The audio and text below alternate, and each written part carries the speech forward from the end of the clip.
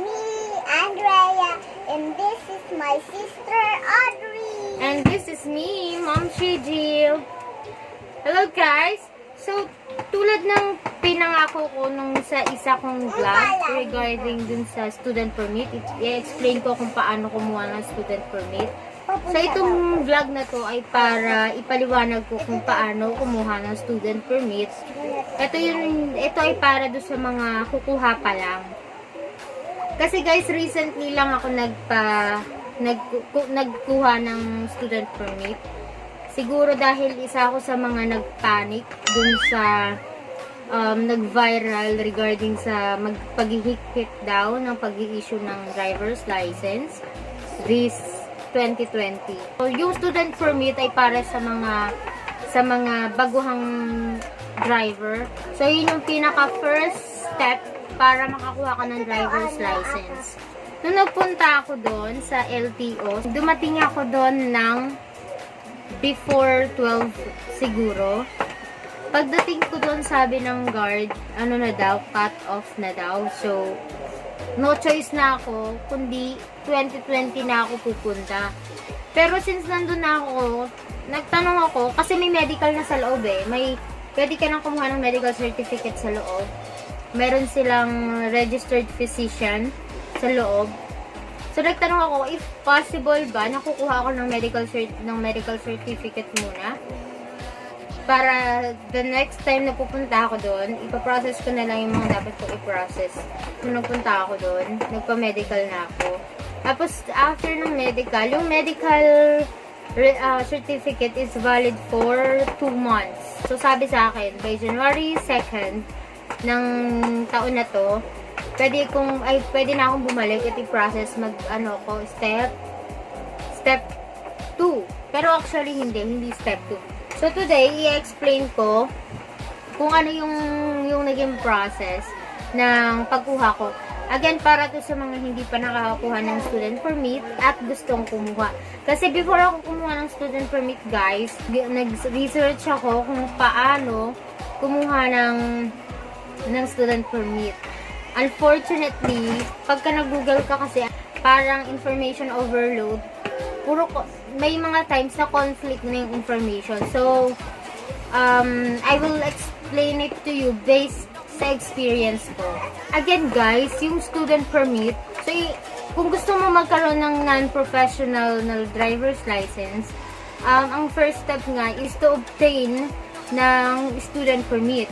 So, ano nga ba yung qualifications to have a student permit? Siyempre, unang-una na dyan, na dapat, at least 17 years old. Then next, syempre, dapat nakakabasa and nakakapagsalita ka. You can read and write both English and Tagalog. At yun na nga, kailangan physically and mentally fit ka to drive. Pero I think guys, dun sa bagong i-implement ng LTO, I'm not sure yet and I believe it's not approved yet. May additional na qualifications to get a student permit. Yung additional, kailangan nakapag-attend ka ng at least 15 hours sa lecture about sa road safety. Pero hindi ko na dinaanan to ha. Kasi, inagapan ko bago dumating yung point na kailanganin na yun. Doon naman tayo sa requirements na kailangan. Basic lang naman yung requirements ni LTO if you want to get student permit. Ang unang requirement, syempre, kailangan meron ka ng form. Yung form, nung nasa LTO Valenzuela ako, kasi nga abutan na ako ng cut-off. Ngayon, tinanong ko sa guard kung saan ako makakakuha ng form. Pero sabi nung guard, stop na daw kasi nga cut-off na. So, tinanong ko, kailangan bang dito, dun mismo sa branch na yun kukuha? Or pwedeng i-download ko na lang sa internet. Sabi nung guard, hindi daw. Doon daw dapat kukunin yung form. So, no choice ako. Nung bumalik ako doon, saka lang ako nakakuha. Nung bumalik ako, inagahan ko na guys. Nagpunta ako doon ng saktong 8, nandun na ako. Ang dami ng tao. Ipapakita ko yung mga pictures.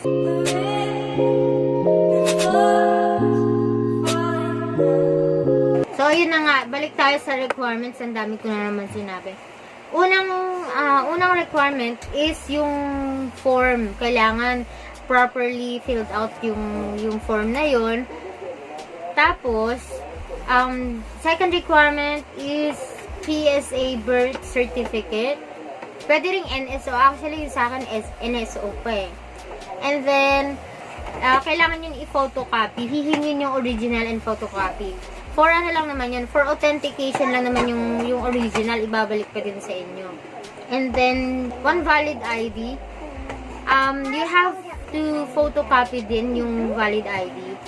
And then yun nga, yung medical certificate na kailangan issued siya ng LTO accredited medical clinics and registered physician. Teko, ni-research ko rin kung around magkano ba yung medical certificate nga, kung magkano magpa-medical, ganun. Nag-research na ako. Parang yung iba nakikita ko, 500, ganun yung mga halaga. Pero nung nagtanong ako doon sa loob mismo nung LTO branch ng Valenzuela, 350 lang. So sabi ko, ay mura lang pala. So, okay. Go na ako doon. Hindi na ako naghanap pa kung saan pa. Next question. Magkano po ang student permit? So, dun sa student permit, again, 350 yung medical certificate. Yun sa student permit, nagbayad ako ng 318. Dun sa LTO, guys, may breakdown kayong makikita kung para saan yung student, yung babayaran nyo 380. Breakdown, student permit fee is 150, application fee is 100, and computer fee is 67.63. So, that's 317.63. Kaya binayaran ko is 318 pesos. Plus, yung medical certificate nga is 350. So, 600 plus lang yung binayaran ko for the student fee. Yung total na binayaran ko.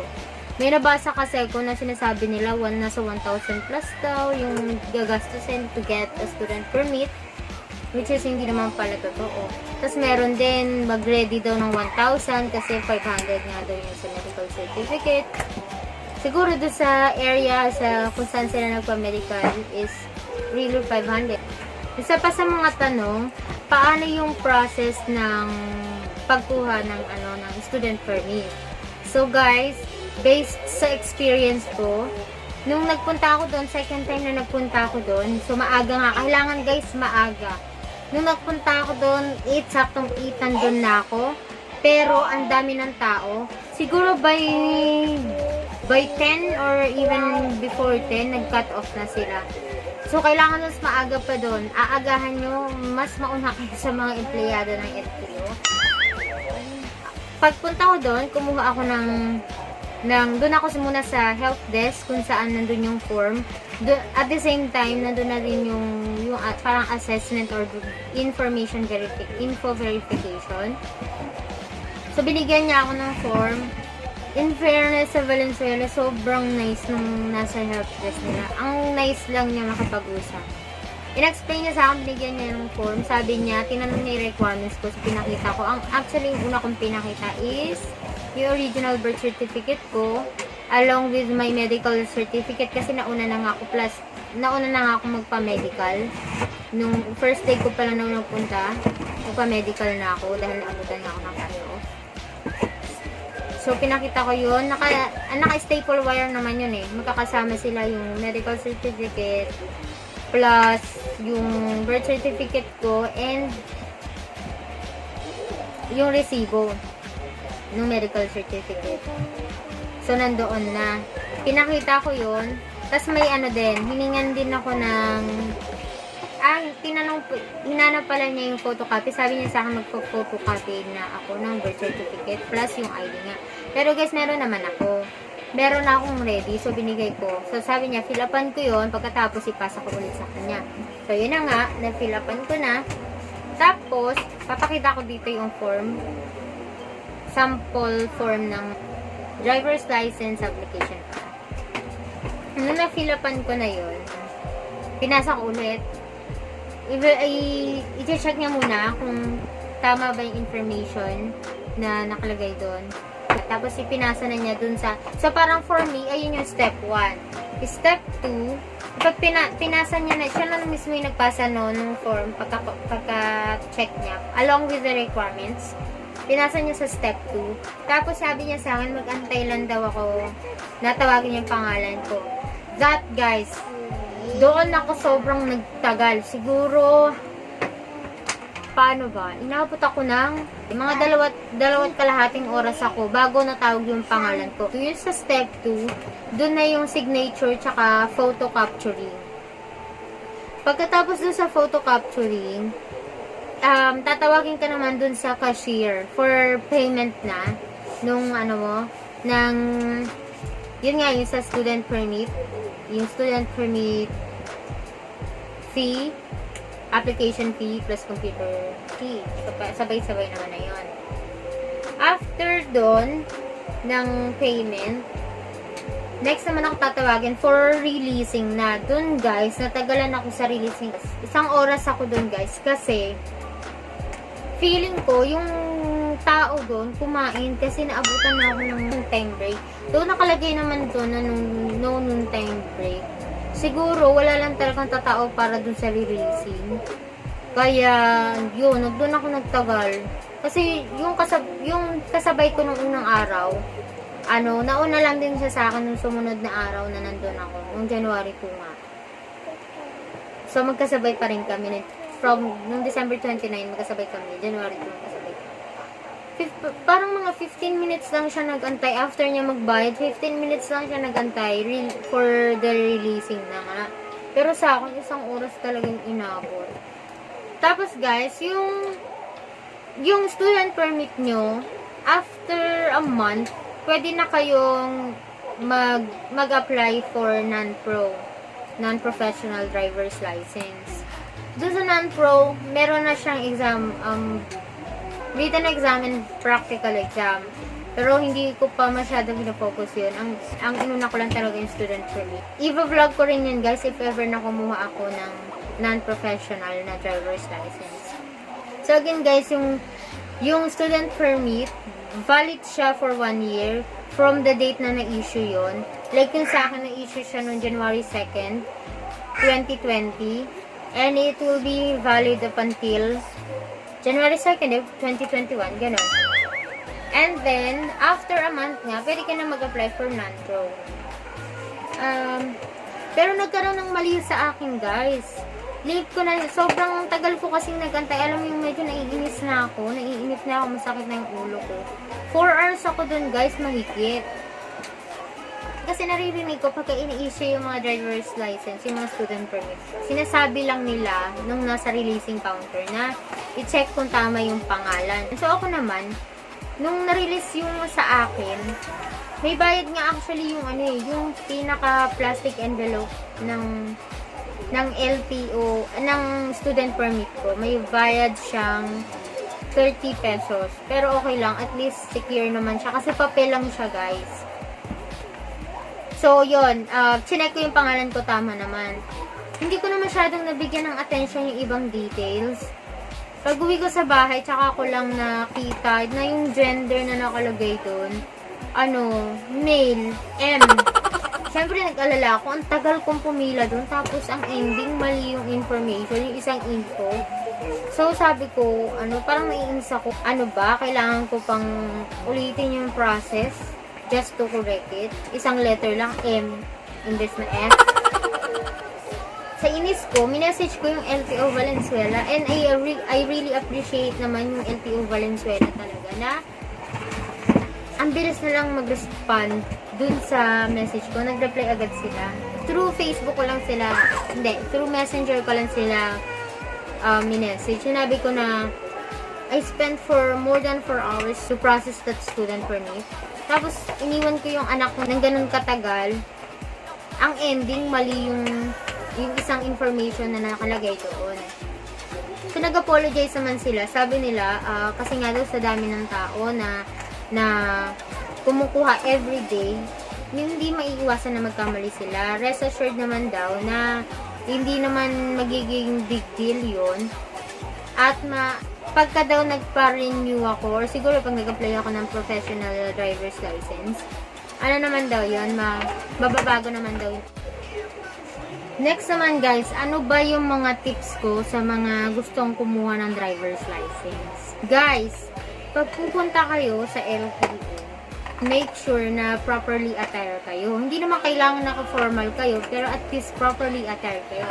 Bawal sa mga babae naka-sleeveless or spaghetti strap. Kahit parang sa DFA, bawal yun. Tapos, may mga nakikita akong naka-short, pero wag lang yung parang pang swimming na short, yung beach short. Okay lang siguro yung mao, pero wag naman super ikli. Tapos guys, mag-ano kayo, mag-sapatos or mag-sandals, huwag kayo mag-chichinelas kasi bawal yun. Yung ibang may mga applicants yung time na nag-apply ako, may applicants na mga naka-slippers lang, pinagmedyas sila. So, parang maging convenient para sa lahat, ano na lang, magdamit kayo ng tama na angkop para sa pagkuha ng student permit or ng driver's license. Tapos, magdala rin kayo ng enough money, syempre. Kasi depende din naman sa LTO branch na pupuntahan nyo, yung medical certificate, kung magkano, depende yun eh. Kaya, magdala kayo ng enough money or sobra kung maaari para just in case lang na may mga kailanganin kayong bayaran. Just like what happened sa kapitbahay namin.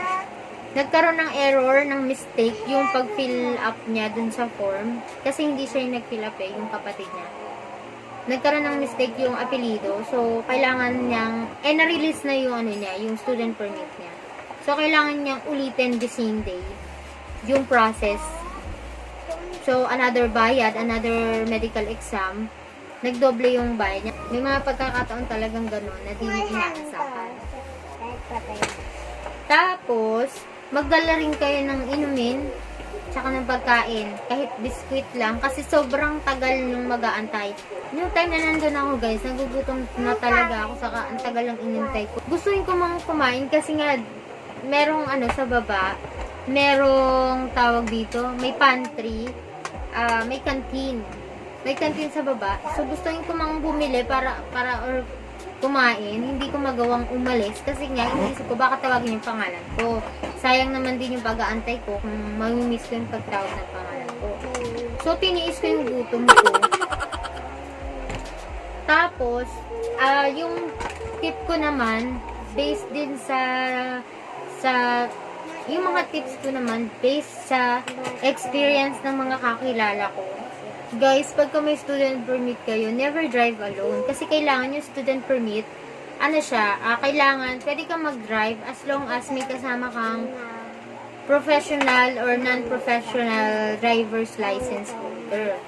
Otherwise, pwede ka talagang mahuli. Isa pa, pagka meron kang student permit, since valid lang siya ng 1 year, from the date na may issue yun, dapat either magpa-renew ka before nung expiration date niya, or magpa-non-pro ka na.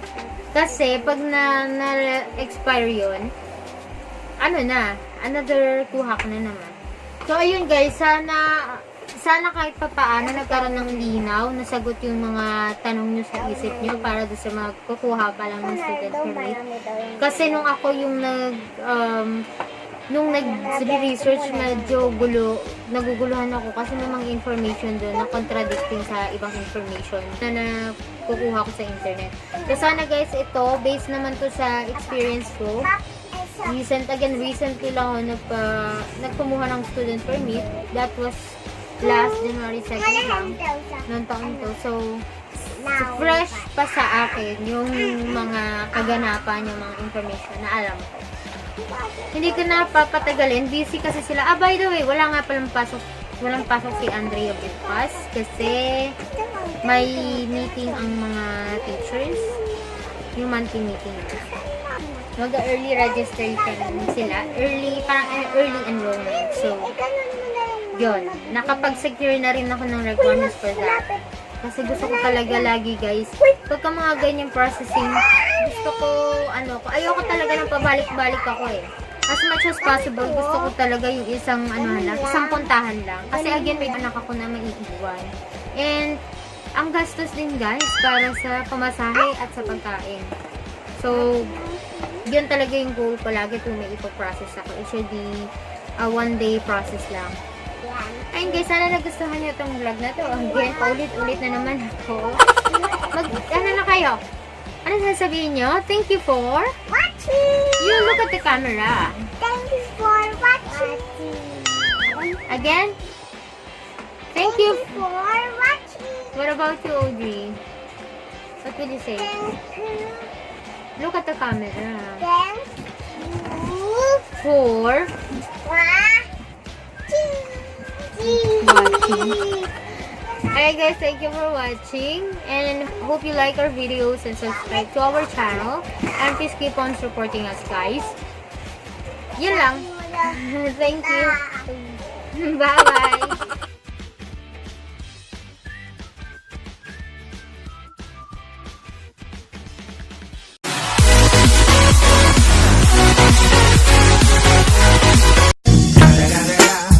It's the motherfucking Eagle Double G. Snoop Dogg.